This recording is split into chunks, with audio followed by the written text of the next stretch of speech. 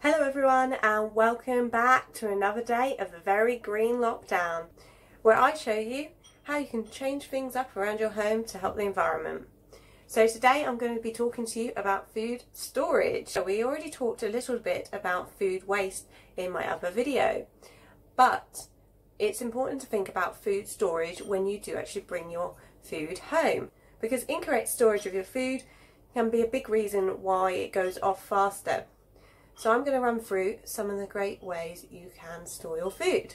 Something that I use, if I'm going to the refill shop and I'm getting a bunch of pasta or rice or grains, then quite often I will go in there and I'll use a paper bag to fill up the food, and then I will bring it home and decant it into a glass jar. I have a number of mason jars I use for this, for pasta mainly and for rice.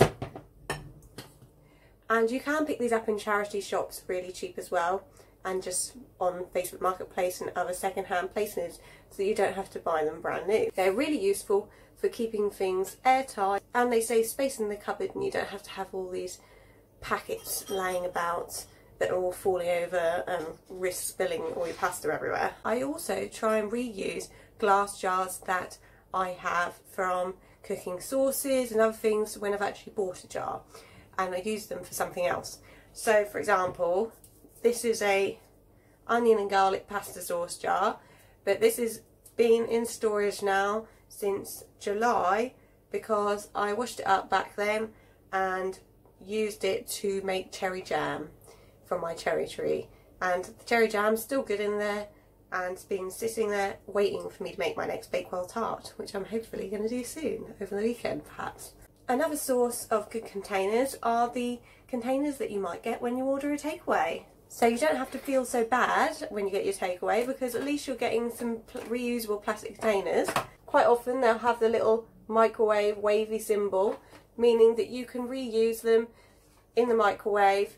So when you've got leftovers in the evening, put them in one of these, which you've kept from your takeaway, and stick them in the fridge, and then you can microwave them straight away the next day in the same tub. You can also freeze these. I've used these for cut vegetables and other bits and pieces.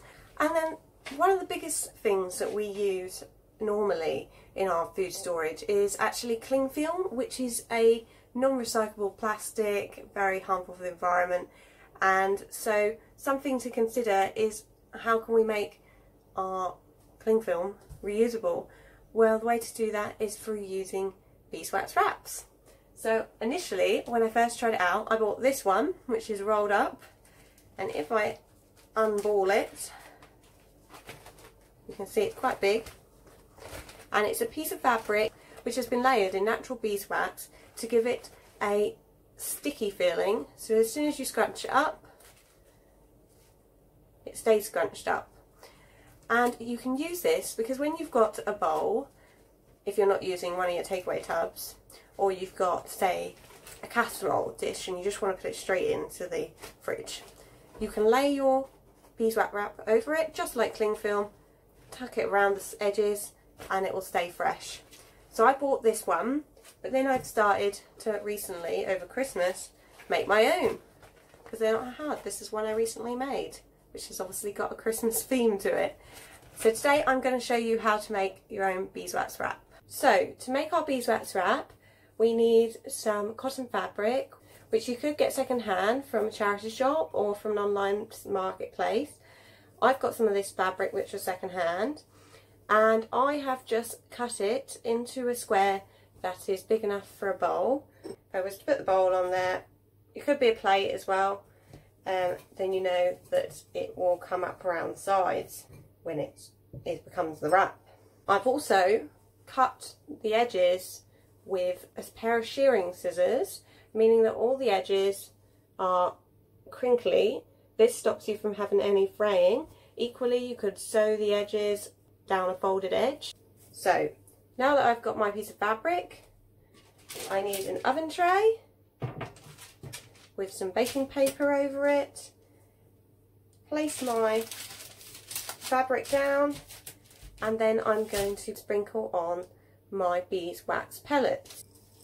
So I've got beeswax pellets here, which I ordered online, and I got about a kilogram for, I think it was less than £10. It's easier to get the pellet form because they're just easier to work with and melt down quicker.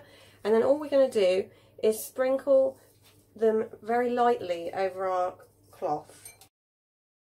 So I'm now going to put that in the oven, which is going to be on a low heat at around 80 degrees Celsius with the fan on. And we're only going to put it in there for literally a few minutes, watching it and seeing the pellets melt. So taken it out and all the pellets have melted.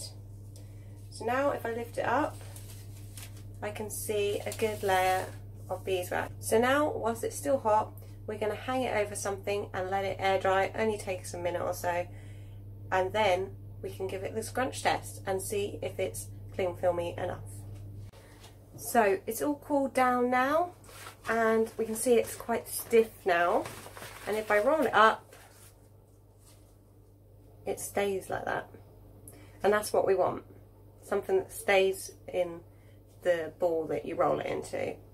So it's now ready to be used for putting around our bowls and plates when we want to store something. Something to be aware of with beeswax wraps is that if you find that they're losing their stick, it's worth rubbing them with it between your hands to create some heat, and that will help the stick come out. And never wash them warm, only ever, in fact don't really wash them, just rinse them with cold water and that'll be enough, because if you wash them hot then you're just running all the wax off, and that'll last me for a very long time. No need for cling film.